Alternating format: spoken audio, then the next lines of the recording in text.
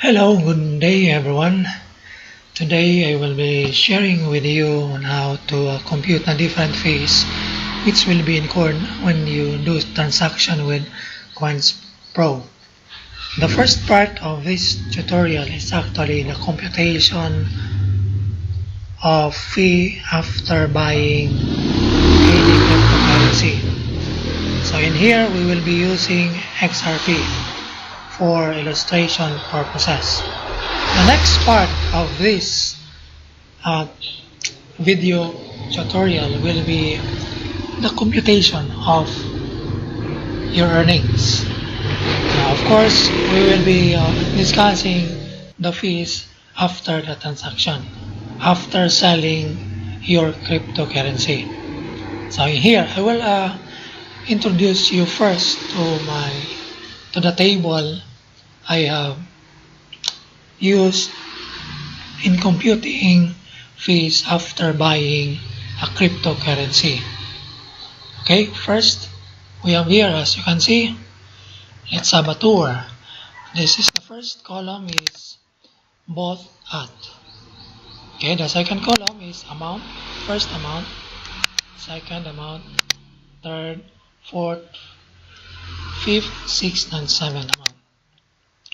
And of course, this one is the total or the principal amount in peso.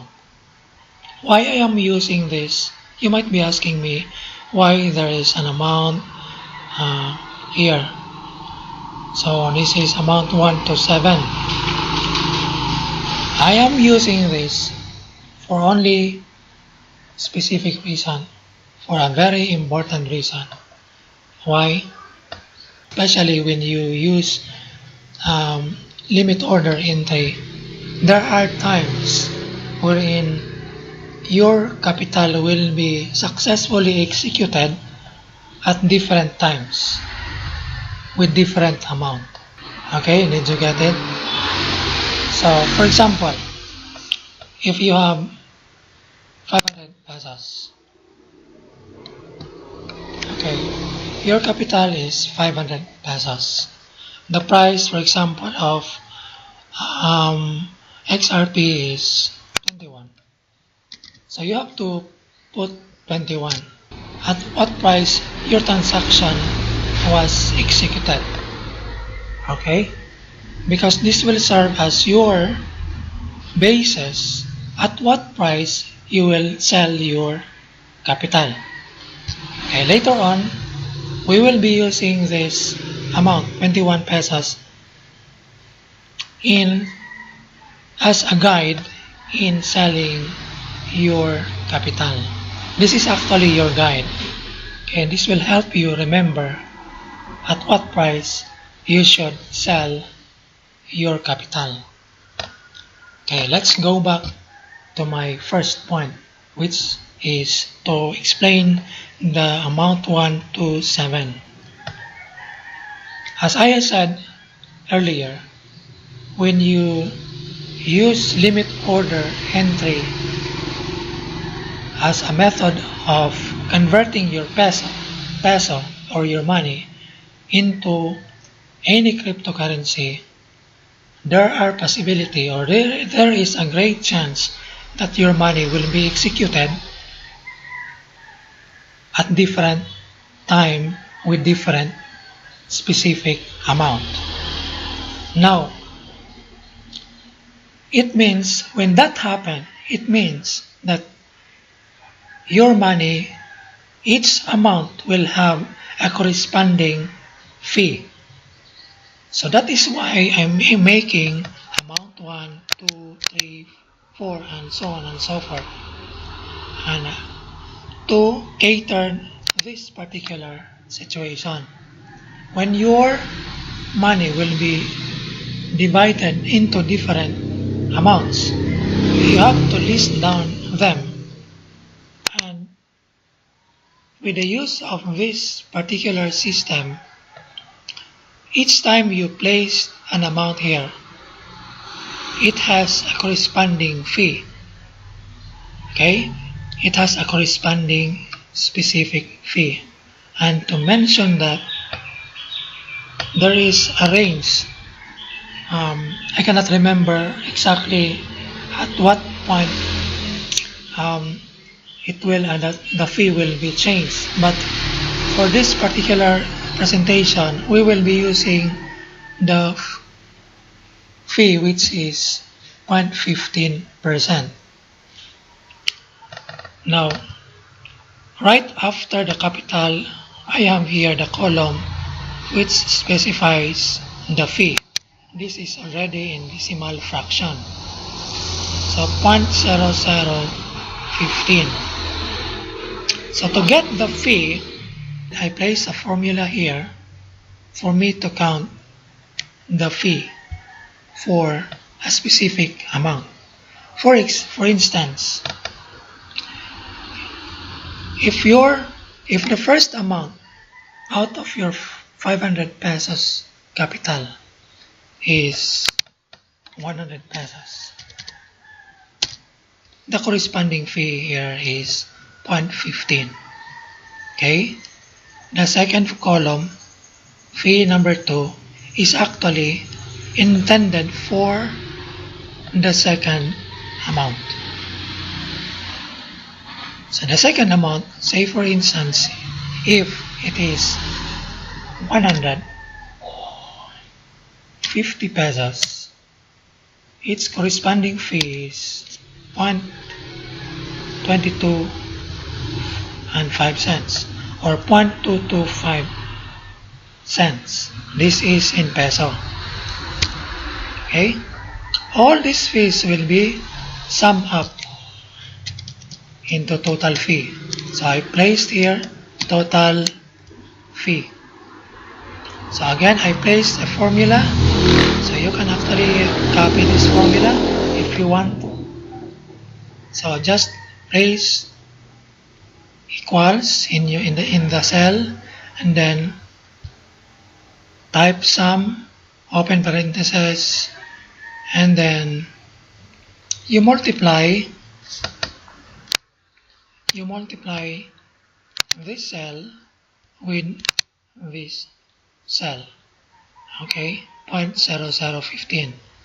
So C6, cell C6 times cell K6. So this is the result is fee number 2, which is 0.225. And this will be summed up using again the formula. So the total, the formula is equals sum, open parentheses, as you can see here, L6 to R6. So where is L6 and R6? This refers to the cell L6, this one, 0.15 to R6. So every single amount here will be summed up easily if you have a system, a formula. So this can be done only in Excel. Okay? Now, the last column is actually the available amount for trading. Okay? So this, your capital is 250 pesos and the available amount is 249 and 63 cents pesos. This is actually less the total fee. So this is now the available amount for trading. Now, we are done with computing the fee after buying a cryptocurrency. I hope you have followed this simple illustration on how to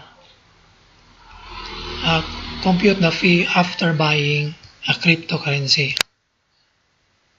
Okay, now let's proceed to computation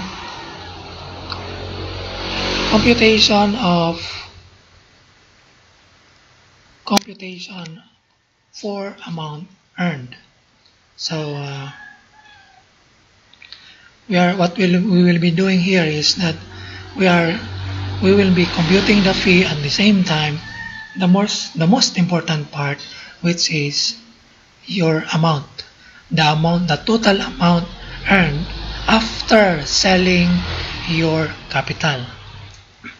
This 249 and 63 pesos is the available amount for trading. So when the price of a certain cryptocurrency goes up, of course, it's up to you whether you will sell it or not.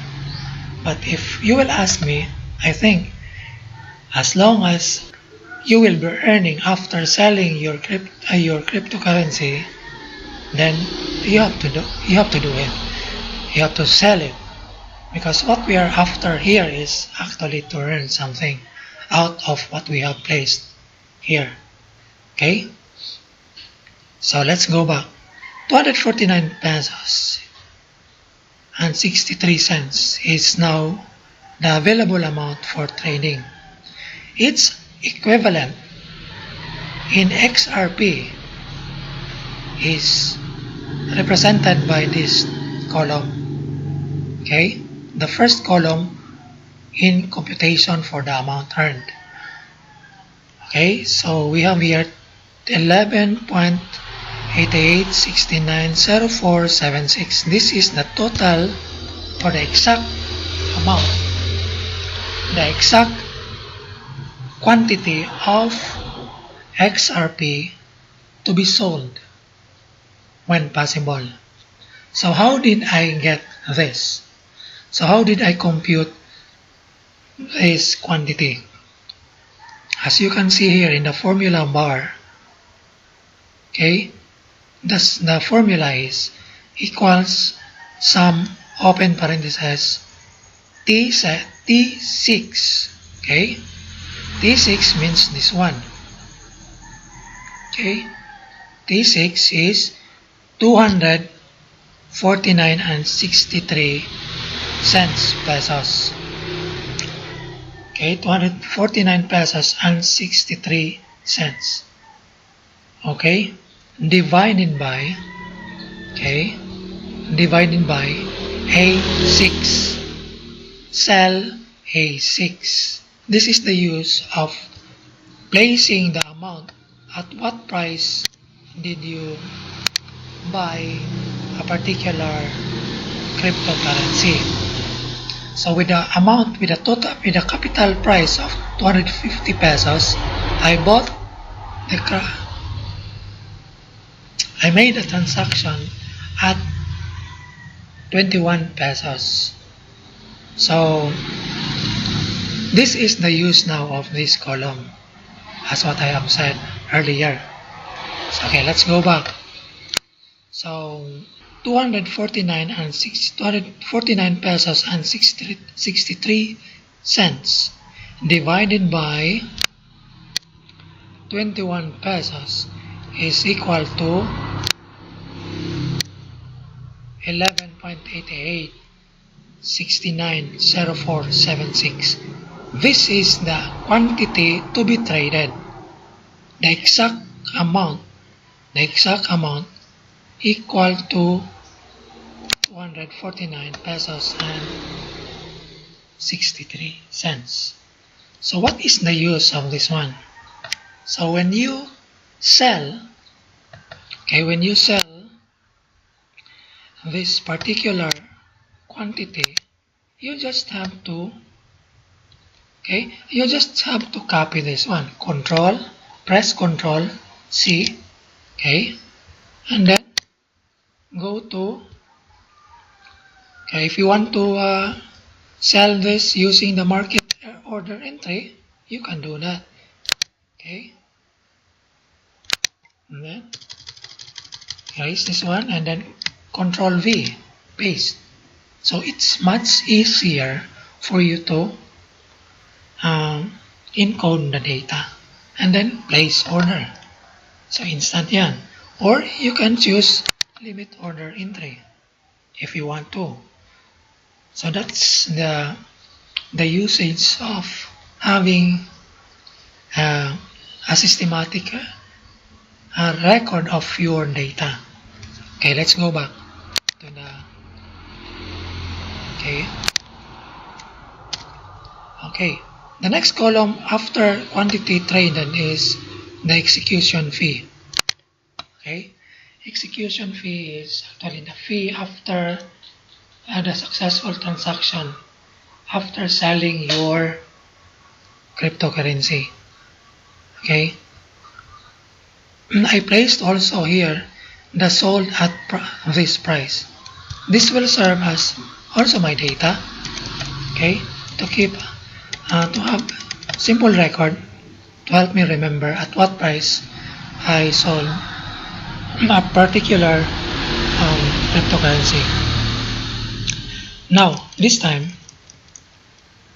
we do have here the amount 1, okay, amount 1, amount 2, and so on and so forth, and then the gross income. Okay, for example, I sold this at price for the price of 24 pesos.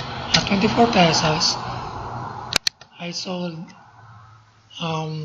my 250 pesos capital, and I used the limit order entry.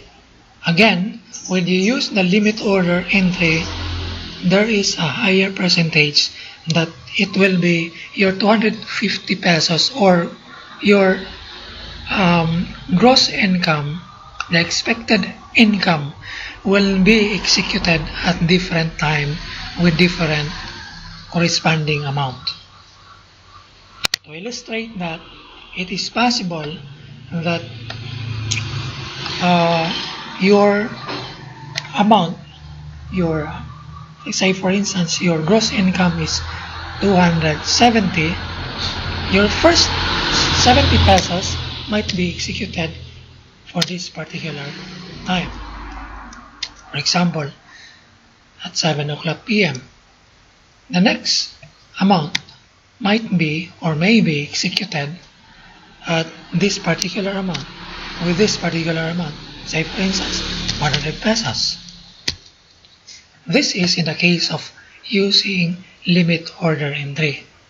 But when you are using the market order entry, it's a different story, because in market order entry, the execution of the placement of order is instant. Okay, again, the placement of order or the execution of order is instant when you use the market order entry. Okay, so for example, if your